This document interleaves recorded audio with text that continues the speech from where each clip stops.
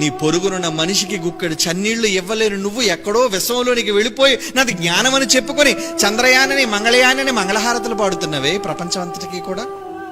ఇది జ్ఞానమా? ఏమిటి దేశంలో ఇస్రో శాస్త్రవేత్తలు సిగ్గుపడాలి. నిజంగా ఇండియాలోని పరిస్థితి చూడండి రా, ఒకసారి చూడండి. ఇండియాలోని పరిస్థితి చూడండి ఎలా ఉంది, ఎంత దారుణం. నిజంగా దారిద్రపు రేఖ దిగువను బ్రతుకుతున్న వాళ్ళండి వీళ్ళంతా. ఇదంతా ప్రపంచ దేశాల్లో, పేద దేశాల్లో, మన దేశంలో కూడా ఒక దేశం. ఆ దేశాల్లోని అన్నం లేదు, నీళ్లు లేక, బట్టలు లేక ఎంతమంది పేదవాళ్ళు కోట్లకు పైగా ఉన్నారండి ఈ దేశాల్లో, కోట్ల మంది. ఇవన్నీ నిజాలండి, యథార్థం అండి. మన దేశంలో మీ కళ్ళ ముందు కనబట్లేదా? వీళ్ళందరూ వీధుల్లో పడుకునే వాళ్ళు ఉన్నారండి. రైల్వే స్టేషన్లోని చిన్ని చిన్ని కూలి పనులు చేసుకుని బ్రతికే వాళ్ళు ఉన్నారండి. చివరికి చెత్తలు ఏరుకునే పరిస్థితికి మన దేశంలో ఉన్న వాళ్ళు కూడా దిగజారిపోయారంటే ఎందుకురా విశ్వంలోకి వెళ్తున్నావు? అక్కడ నీటి జాడలు చూస్తారట. ఇస్రో శాస్త్రవేత్తలు ఏమన్నా చెప్పండి. భూమి మీద ఉన్న సాటి పొరుగువాడు నీ భారతీయుడు. ఏమండి, వాడిని ప్రేమించలేని నువ్వు ఏంటిరా ఈ సమాజాన్ని నువ్వు చేసే న్యాయం? దానికి ప్రజాధనాన్ని కోట్ల రూపాయలు కొల్లగొడుతున్నావే, ఇదేనా? అందుకే బైబిల్ అంది. ఏమంటుంది బైబిల్? నిన్ను వలే నీ పొరుగు వారిని ప్రేమించు, కంటికి కనిపించే నీ సహోదరుని ప్రేమించు. బైబిల్ చెప్పిందండి.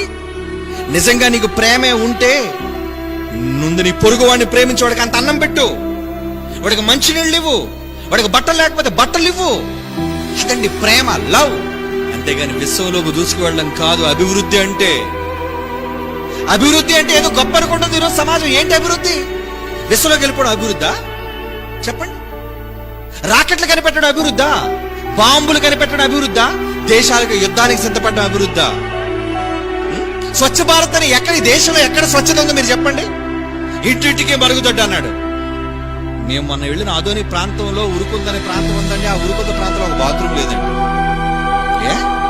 కట్టిస్తారని ప్రభుత్వం ఏది మైకు దొరికింది కదా, ప్రజలు వేల మంది లక్షల మంది కనబడేసరికి గొప్పగా మాట్లాడాడు అనుకున్నావా? దొంగ రాజకీయ సన్నాసులు చేసే తప్పుడు పనిది.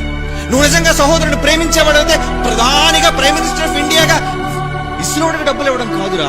ముందు లేని వాళ్ళు లేవిని చూడు, లేని వాడికి అన్నం పెట్టు, వాడు ముందు సహజంగా వాడు బ్రతికే పరిస్థితి కల్పించు.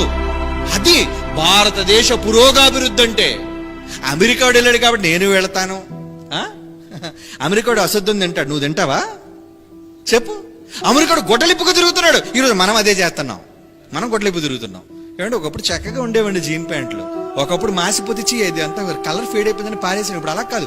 ఫేడ్ జీన్స్ ఏమైనా ఉన్నాయి బాబు, రంగు గెలిచిపోయిన బట్టలు ఏమైనా ఇచ్చాయి. ఆ ముడుకుల దగ్గర చిరిగిపోయినవి, జోబుల దగ్గర చిరిగిపోయినవి, ఏమంటే పీలికలు, గొడ్డ పీలికల్లాగా. ఏంటండి ఈ వ్యవస్థ ఇలా మారిపోయింది? క్రమాన్ని తప్పి అక్రమంలోనికి వెళ్ళిపోతుంది ఈ సమాజం. ఎవడండి బుద్ధి చెప్తాడు? బైబిల్ తెలిసినవాడు చెప్పాలి. జ్ఞానం తెలిసినవాడు వాడే కనుక